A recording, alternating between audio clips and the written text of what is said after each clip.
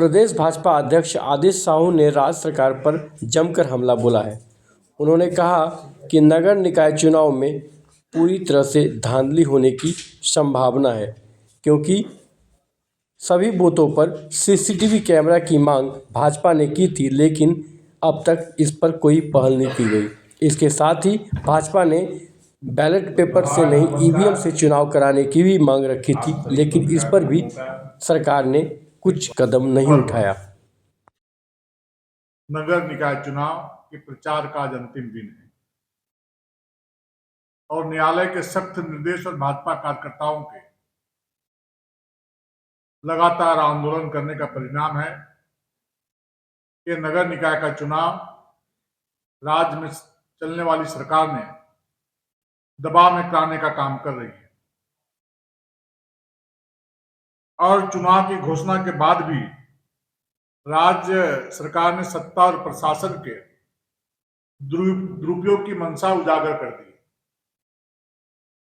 और हम सभी लोगों ने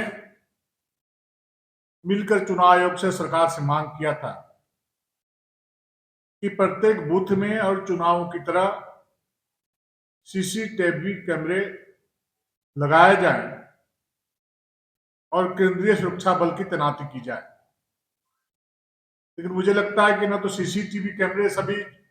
बूथों में लग रहे हैं और न केंद्रीय सुरक्षा बलों की तैनाती की जा रही है। और इसके साथ ही साथ हम लोगों ने मांग किया था कि ईवीएम मशीन के माध्यम से चुनाव कराया जाए और दलीय आधार पर चुनाव कराया जाए। इस कार्य को भी सरकार नहीं कराने का कार्य किया और पुलिस प्रशासन के बल पर, अपराधियों के बल पर, ताकत पर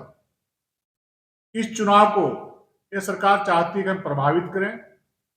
और डरा और धमका करके और सरकारी तंत्रों को दुरुपयोग करके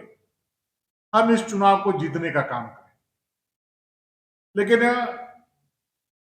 इस सरकार के विगत 6 वर्षों में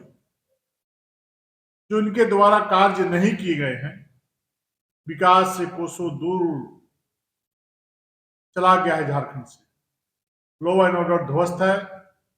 बेटी और बहन की इज्जत आबरू लूटी जा रही है,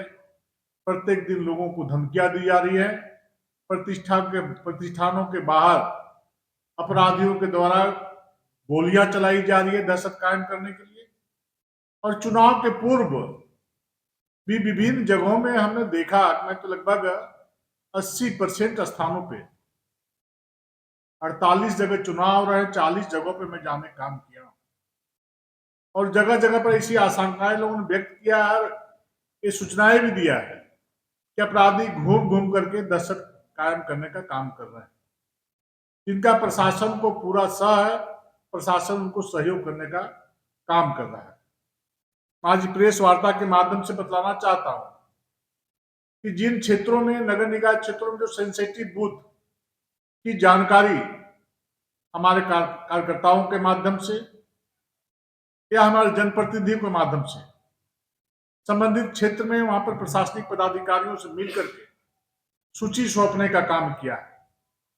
कि अमुक अमुक बूथ का नाम और नंबर के साथ